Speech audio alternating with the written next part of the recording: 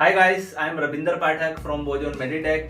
Guys, आज की video में मैं डिस्कस करने वाला हूं MBBS study in Philippines 2021 total budget, tuition fees, best medical university, MBBS study in Philippines drawbacks and best medical university in Philippines and some point to remember before taking MBBS admission in Philippines 2021। तो guys, इस video को आप लोग last तक देखें और अगर आप लोगों के पास कोई क्वेरी है, कोई डाउट है एमबीबीएस स्टडी अब्रॉड से रिलेटेड, फिलीपींस से रिलेटेड, तो आप मुझे कमेंट के थ्रू पूछ सकते हैं। इसके अलावा अगर आप लोग एमबीबीएस स्टडी अब्रॉड से करने की प्लानिंग कर रहे हैं और आप एडमिशन लेना चाहते हैं 2021 में, तो आप मुझे डायरेक्ट कॉल कर सकते हैं। अगर आप हमारे थ्रू एडमिशन लेना चाहते हैं, हमारी बोजोन मेडिटेक की सारी डिटेल्स डिस्क्रिप्शन बॉक्स में मेंशन है। तो गाइस, सबसे पहले बात करते हैं फिलीपींस की।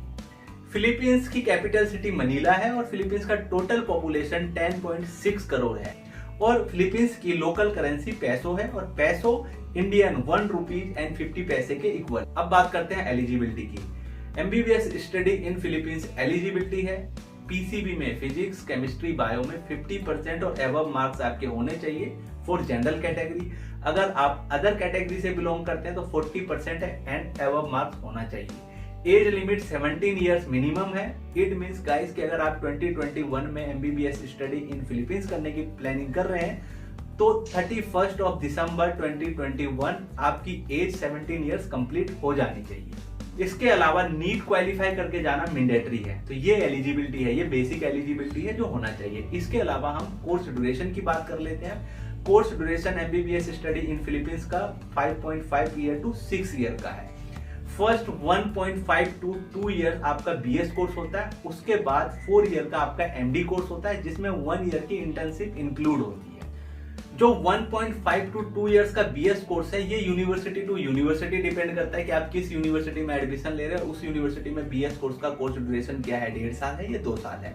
जब आप बीएस कोर्स में एडमिशन लेते हैं और बीएस कोर्स कंप्लीट करने के बाद एनमेट का एग्जाम होता है और एनमेट का एग्जाम क्लियर कर लेते हैं, तब आपको एमडी कोर्स में एडमिशन मिलता है। डायरेक्ट फिलीपींस में एमबीबीएस एमडी कोर्स में एडमिशन नहीं मिलता है। एमडी कोर्स जो फिलीपींस का बीएस एमडी कोर्स है वो इंडिया के एमबीबीएस के इक्वल है। और बीएस कोर्स में जो आपके सब्जेक्ट होते हैं, जो आपको सिलेबस पढ़ाए जाते हैं, वो एनाटॉमी और फिजियोलॉजी जैसे सब्जेक्ट आपको पढ़ाए जाते हैं। और एमडी कोर्स, जो एमडी कोर्स 4 ईयर का, उसमें लास्ट 1 ईयर आपका इंटर्नशिप होता है और फिलीपींस की इंटर्नशिप इंडिया में वैलिड है। अब बात कर लेते हैं गाइस, कुछ पॉइंट है जो आपने ध्यान में रखना है, वो मैं यही क्लियर कर देता हूँ। कुछ लोग आपको बोलते हैं कि अगर आप एनमेट का एग्जाम देते हैं और क्लियर नहीं कर पाते तब भी आपको फिलीपींस में एमडी कोर्स में एडमिशन मिल जाता है। ये सच है, लेकिन अगर बिना क्लियर करे ही सिर्फ अपेयर करके और क्लियर नहीं करते और कोई मेडिकल यूनिवर्सिटी आपको एडमिशन दे देती है फिलीपींस की, तो आप इससे ये आइडिया लगा लीजिए कि वहां पे क्वालिटी एजुकेशन कैसी होगी। क्योंकि गाइस, जो बातें मैं आपको बता रहा हूँ ये इंडियन एम्बेसी इन फिलीपींस की वेबसाइट पे मेंशन है कि अगर आप फिलीपींस में एमबीबीएस कोर्स करने की प्लानिंग कर रहे हैं तो आप इस बात को जान लें कि वहां पे बीएस कोर्स में एडमिशन लेने के बाद एनमेट का एग्जाम क्लियर करना है और मैंडेटरी है। उसके बाद आपको एमडी कोर्स में एनरोलमेंट मिलती है। तो ये सारी चीजें आप पहले एक बार अच्छे से समझ लें। आप एक बार इंडियन एम्बेसी इन फिलीपींस की वेबसाइट को विजिट करें, वहां पे जो उन्होंने मेंशन किया उस नॉलेज को गेन करें, फिर आप फिलीपींस एमबीबीएस स्टडी करने की सोचें।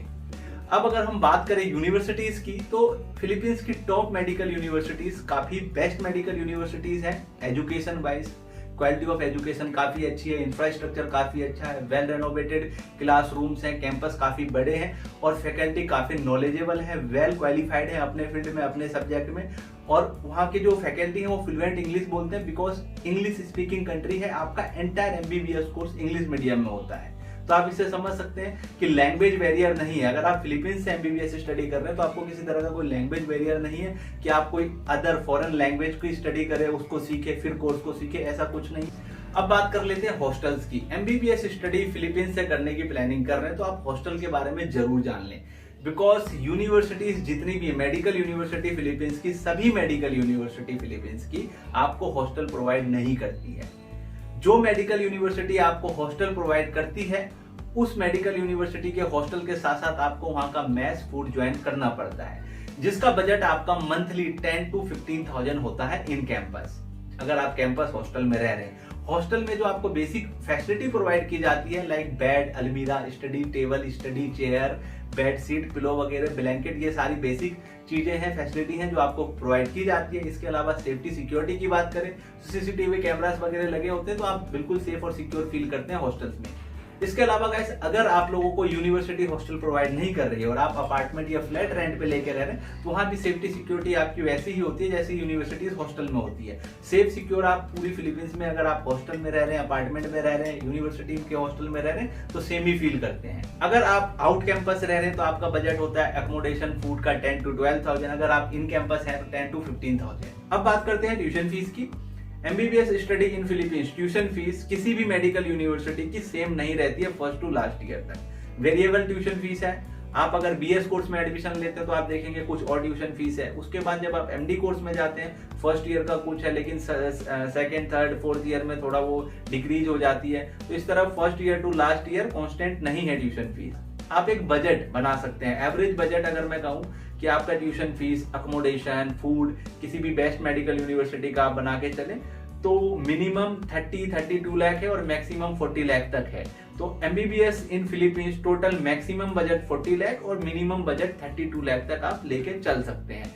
अब इसके लिए मैं आपको एक चीज सजेस्ट करना चाहूंगा कि सबसे अच्छा वे ये है कि आप जिस भी कंसल्टेंसी के थ्रू एडमिशन लें तो पहले उनसे ये सारी इंफॉर्मेशन ले लें कि जो मेडिकल यूनिवर्सिटी आप चूज कर रहे हैं उसमें first year to last year यानी बीएस कोर्स में कितना है, उसके बाद एमडी कोर्स की ट्यूशन फीस कितना है। ट्यूशन फीस कैलकुलेट करने के बाद नॉर्मल जो फूड का बजट है, इन कैंपस है या आउट कैंपस है, अदर एक्सपेंसेस है, ये सारा कैलकुलेट करके आप एक बजट बनाएंगे। उससे आपको पता लग जाएगा कि एमबीबीएस स्टडी इन फिलीपींस का आपका टोटल बजट कितना होने वाला है। अगर नॉर्मली मैं ट्यूशन फीस की बात करूं इंडियन करेंसी में तो मिनिमम 19 लाख से मैक्सिमम 28 लाख तक है फॉर 6 ईयर। गाइस, अगर हम वैसे ट्यूशन फीस की बात करें तो minimum AMA school of medicine जिसकी tuition fees around 19 lakh Indian currency में है, और अगर our lady of Fatima medical university की बात करूं तो उसकी ट्यूशन फी इंडियन करेंसी में 28 लाख के अराउंड है। तो आप समझ सकते हैं कि ट्यूशन फीस मिनिमम और मैक्सिमम, इसके अलावा जो मैंने आपको बताया cost of living, out campus, in campus, ये सारा कैलकुलेट करके आपका बजट आपको एमबीबीएस स्टडी फिलीपींस से पहले पता लग जाएगा कि कितना होने वाला है। Guys, MBBS study in Philippines affordable है।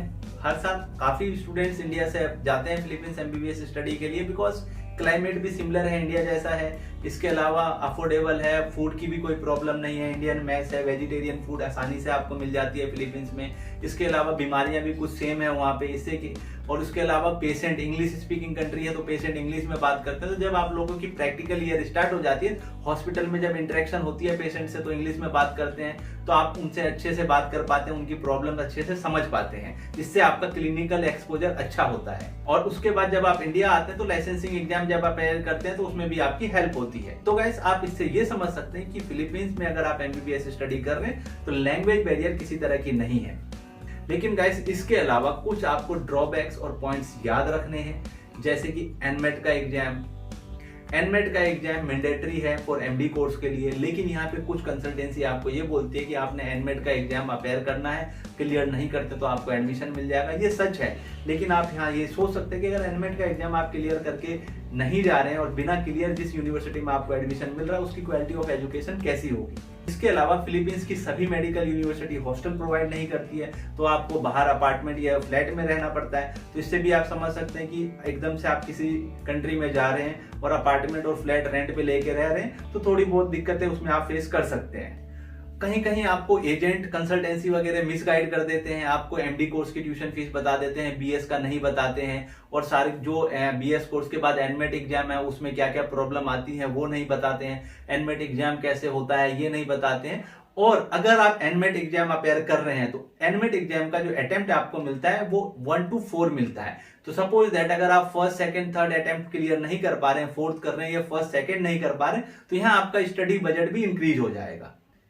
तो गाइस, इन सभी बातों का केयरफुली ध्यान रखते हुए एमबीबीएस स्टडी इन फिलीपींस का सोचे।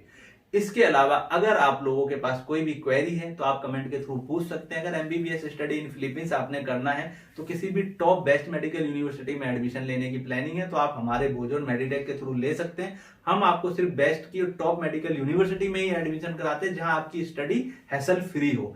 और हमारी बोजोन मेडिटेक की सारी डिटेल डिस्क्रिप्शन बॉक्स में मेंशन है, तो आप मुझे डायरेक्ट कॉल कर सकते हैं फॉर एडमिशन। और अगर वीडियो इन्फॉर्मेटिव लगी हो तो वीडियो को शेयर करें और चैनल को सब्सक्राइब करें। Thank you for watching.